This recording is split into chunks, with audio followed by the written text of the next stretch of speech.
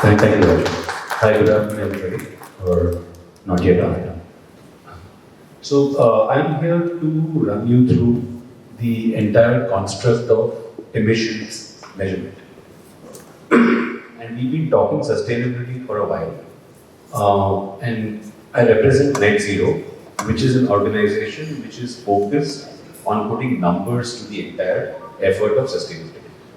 There's no doubt that all of us believe that we are sustainable, right? I don't think there's anyone over here in this room who wants to actively or consciously harm the planet, right? We're doing what we can to make sure that it thrives.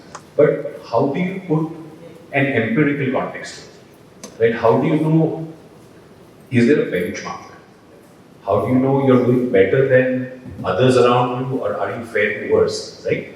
So, I personally believe that everything has a numeric context in the world that we exist in.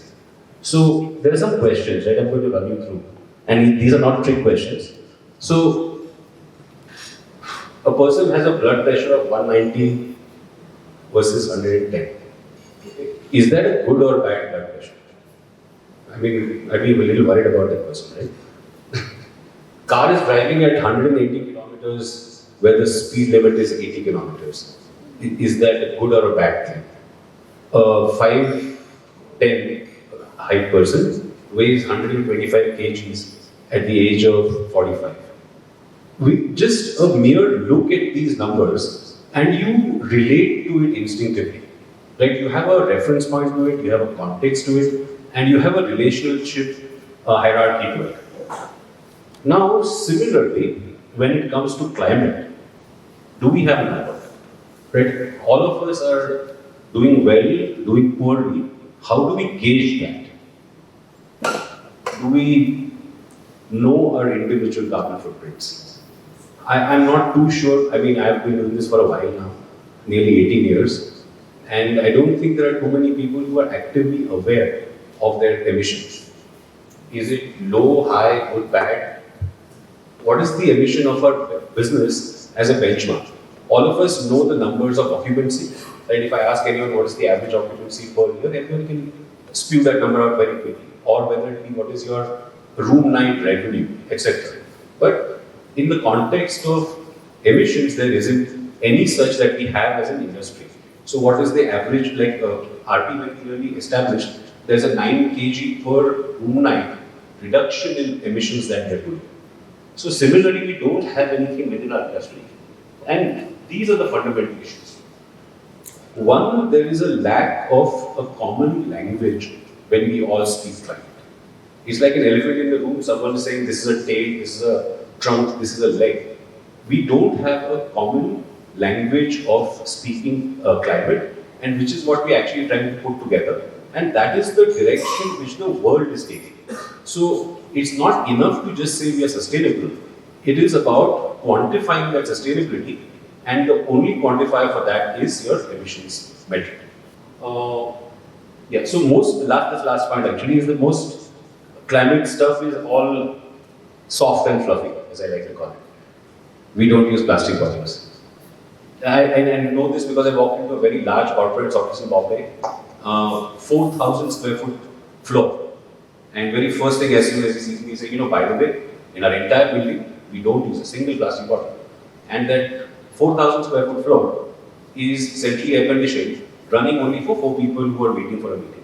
So, it's no sense saying that I don't use plastic bottles if you're going to burn electricity like that for 4 people, for 4 hours. So, I just want to put one more context to it over here, which is that the entire climate issue is actually a very scientific and a numeric problem. So it is not a subjective problem that the world is dealing with. The finest scientific minds on the planet over the last 40 odd years have arrived at a number, and that number is 1.5 degrees C. I'm sure you're aware of this number, right? That if the planet's average temperature increases by more than 1.5 degrees C, we're looking at some serious turmoil. Global displacement, agricultural crop pattern shifts, climate refugees, etc., etc. So the whole world is trying to avoid that figure from being hit by 2100. So by 80 years more we have, hopefully, that we won't do that.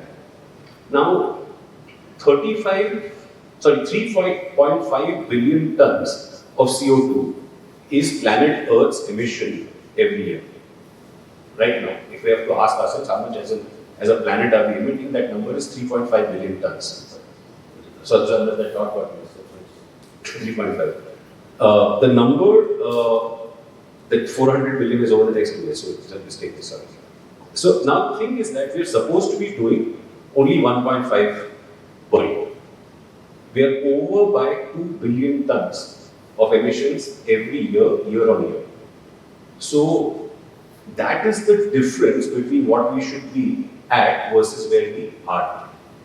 And there is no way on planet Earth we are going to be able to make that unless all of us are active contributors to reduction and to absorption. I'll come to absorption in a second as well. And so this is the gravity of a problem, and hence, therefore, everything needs to have drastics. Saying that I am making an active effort. So we are a population of 7 billion on the planet. Even if 1 billion people can reduce a ton each actively, we've taken care of a very serious problem. So we need to move away from that soft, fluffy, subjective and feel-good language. We need to embrace an adult, scientific and numeric language. Now what I mean by that is, how many of us file income tax returns? Hopefully all of us, right? How many of us did that 30 years ago? So, not everyone was filing accounts and financial papers as a religion or as a disciplined practice. It's the same thing for climate. We're not doing that right now because nobody is mandated it. But in a few years, and as the years will be discussed, we all will have to. Otherwise, India is going to lose out on international businesses because the people in the West have become very serious about the emissions of the travel that is being, that is contributing. So there are three needs over here that we are talking about. One is that we have to be able to accurately measure our emissions. You saw the calculator. It's not really that difficult. I mean, initially, first when we all saw tally, I think our eyes glazed over, right? But now it's business as usual. Everyone does this. And it's similarly for emissions. I mean, whatever are your purchases, whatever is your electricity, etc., it has to be entered into a pre-computed file and the results automatically spew the results out. We have to reduce our emissions and we have to set targets for them. And we have to do an absorption of emissions. This is an important part that we'll cover in a second, and also this, the third one, is a humongous opportunity for people such as ourselves. And an opportunity not just for climate contribution, but an opportunity for revenue as well. It's a financial opportunity in the form of what is known as carbon credits. If I'm sure you must have heard the term. And there are ways in which we can all earn from that. So emissions measurement, you've seen the dashboard, which RP showed, right? There's an Excel sheet, you can put the numbers in and you can get your emission numbers out. You have to be able to understand that. So this is where net zero comes in. We give you active dashboards. So it contextualizes whether per guest that you have and the property size that you have, are you using more electricity than you should be? Can you reduce your water usage? Can you change your supply chain to be able to have lesser emissions, etc. And lastly is the entire aspect of offsetting avoidable emissions, which is in the form of purchase of carbon credits. So all of us then eventually head towards becoming what is called carbon neutral. Yeah. So I'm going to move from here very quickly to another topic of mine. So I'll just quickly then run you through this dashboard that has been built by ISEN. This is the sustainability toolkit, which is going to be offered as a knowledge portal and a paid portal to anyone who wants to use it. So there's a simple registration form which everyone has to fill, and on the filling of which you get an account created, from which you come to the overall knowledge portal. Now, this knowledge portal has got various sections on it. The first section is the section on GHG emissions. Now, This section gives you documentary resources on how to do things. Because our hope is that hundreds and thousands of people should hopefully start doing this individually, and there isn't enough qualified manpower to be able to do it on their behalf. Like, I mean, if all of us want the consultant, there aren't enough consultants. So it has to be do it by yourself, and this toolkit allows you to do that. So this is the sheet which will be available to everyone individually. So all of you have access the minute you register. You will get this for yourself to be able to fill your own data, and then you can each compute your own emissions across carbon, across water, as the need might be. Then there is the entire water management data set. So there are articles and tools on how to manage your water resources, like what Hashim had just explained. Then there is the entire waste management aspect of it. So these are all detailed articles which give you guidelines on how you can go about things in your own lodge without needing too much, external intervention. Then there is biodiversity, and there is the last part I'll come to, called carbon credit programs. Each one of these is going to be continually populated. So you can we will keep on adding more data, more articles on an ongoing basis, so you have a much wider and deeper resource to be able to, to aid your sustainability journey. So right now for carbon, we have got 9 of them. Similarly, you can calculate your water balance sheet.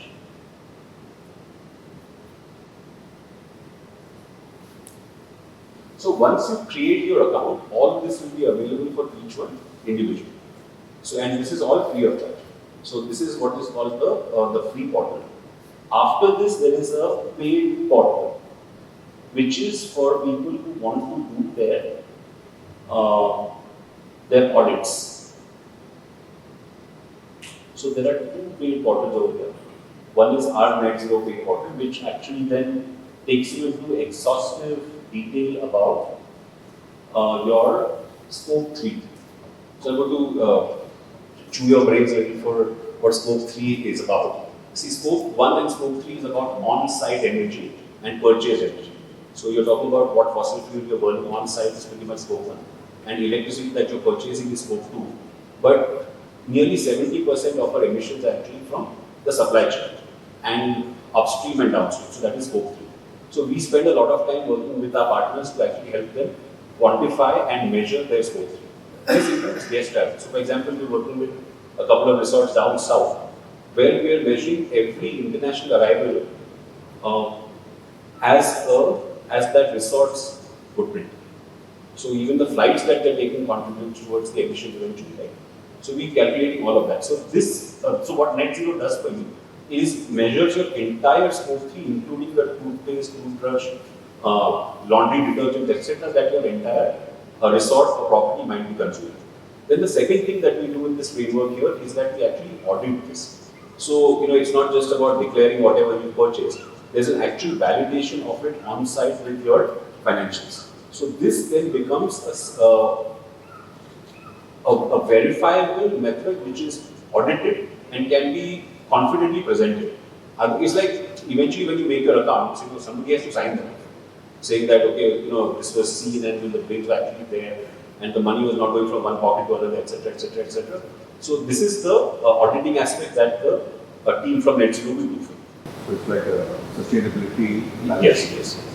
It is that. It's actually literally that. So it allows, for example, if you're buying carbon credits, right? So for example, your property has emitted 100 tons and you want to become carbon neutral. If you purchase 100 tons of carbon credits, we help you buy that and make sure you buy the right ones and not something from 2004, which has got no real value on the planet, etc. People do that. That's called greenwashing, right?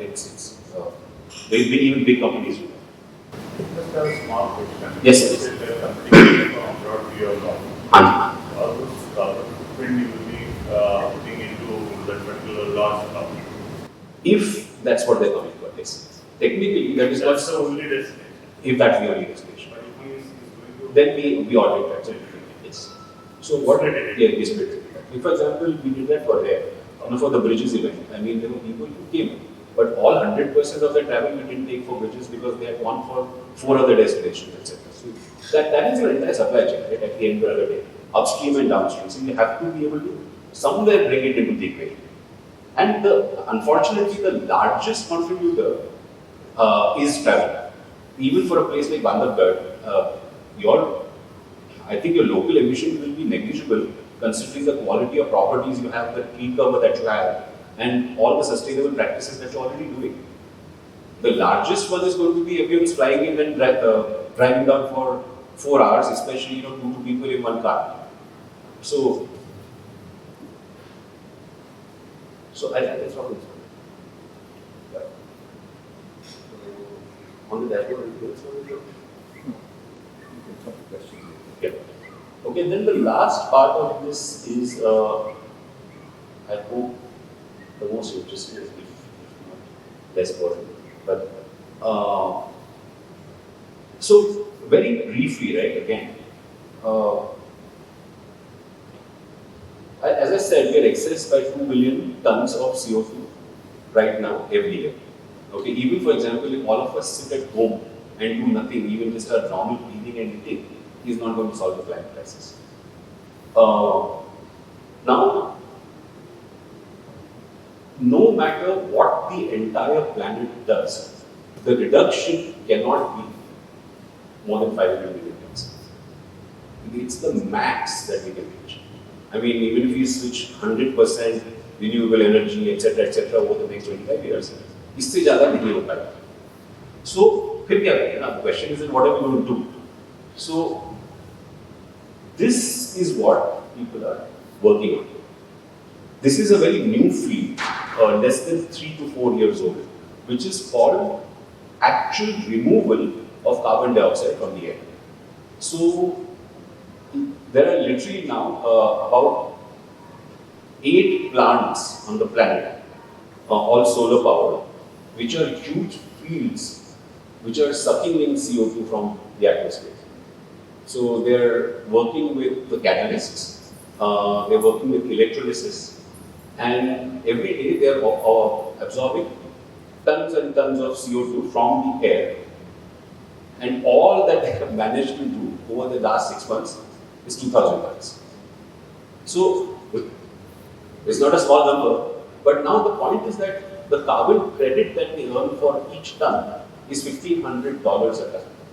Okay, now just to give you context, if you put up a solar plant, solar power plant, and you earn 1 carbon credit for that, the cost of that carbon credit is $2. So you see the disparity that the world is willing to put behind carbon dioxide removal projects. So this is really where the opportunity lies. Both currently are under 100 million per year. So that is what the world needs to do, year on year for the next 50 years. And we don't have the capacity. So that's actually one of the biggest attempts that Net Zero is trying to make, is to do capacity building. And one of the, so just to give you a perspective, right, one of the main reasons why we're here is that I don't think there is anything I can do to help you reduce, because you're already at the top end of the low emissions spectrum. I mean, this area, how much will your emission be? I don't think it will be more than 20-25 tons per ton. All put together will be 250 tons, which is probably lesser than one medium-sized resort in Lonavala. So the intent over here is not to preach on please reduce your emissions. The idea is that all of you are sitting on opportunities of the highest order for this. Now, this is said. These are some examples of how carbon dioxide is being removed from the air. So the first one is something called direct air capture. So trees are not the only thing that removes CO2 from the air. Can anyone hazard a guess which is the largest remover of CO2 from the planet?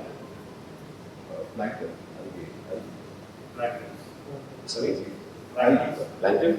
It's actually the ocean. So the Just the physical ocean. the water absorbs. The ocean is the largest absorber of CO2 on this planet, just by itself. Yes, algae play another additional role, but they keep on absorbing from the ocean as well, and then the ocean absorbs back. So the surface area of the ocean is actually the largest removal of CO2 on the planet. And that's the third one over there. What is called direct ocean removal. So now there are projects going on the planet where there are ships the size of about 10 football fields floating installations around Norway, where they're putting an algae type into the ocean. And what that algae does is that it absorbs very rapidly the CO2 from the ocean and it sinks down. So because the ocean's CO2 has got this balance, the ocean then hurriedly absorbs more. So it's stuff like this, and all of this is less than 3 years old. Now there's something called ocean alkalinity enhancement. So basically what people do is that you increase the alkalinity levels in an ocean by introducing carbonates into the ocean, and then the ocean catalyzes how much CO2 it's going to pull in. Now the world is investing billions of dollars behind this right now, literally billions of dollars. And the last one is something called permanent storage. Now, an example of this is that we're working with one project off the coast of Gujarat, where we're developing algae fields. So there are algae which absorb CO2 very rapidly. Algae is a very good absorber of CO2. And then that CO2 gets, the algae gets dried, it gets packaged, and it gets stored permanently. So that's what people are actually doing now, locking CO2 away into the bottom of the earth. So there are wells now in Arizona and stuff like that, which are 3-kilometer deep wells, where CO2, packed CO2 in like absolutely airtight containers is going down after being captured. So this is really what the conversation here is about. Because all of us have got a huge potential not just to measure and reduce, but actually to absorb. This is an area where we can set up projects which are like, for example, biomass-based removal storage.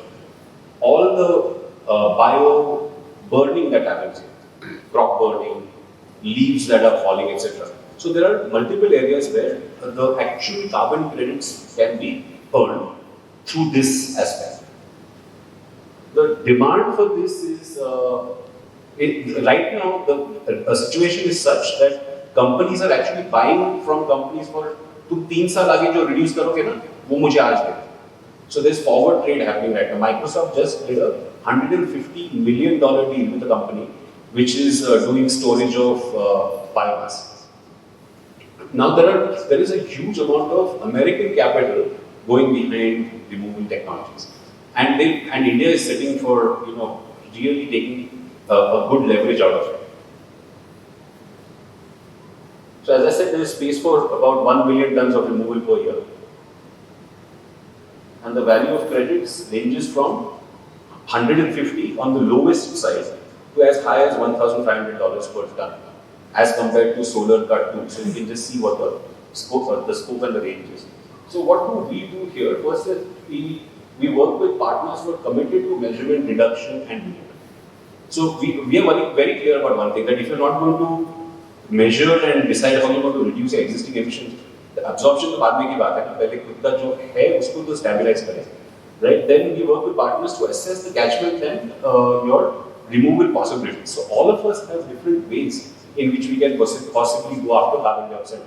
Someone along the coastline can do algae, someone can do ocean alkalinity, etc., etc. Then we develop the documentation and project methodologies with which the credits can actually be earned. Because the credits are not being given by someone's, coming from someone's pocket, they're coming from institutions.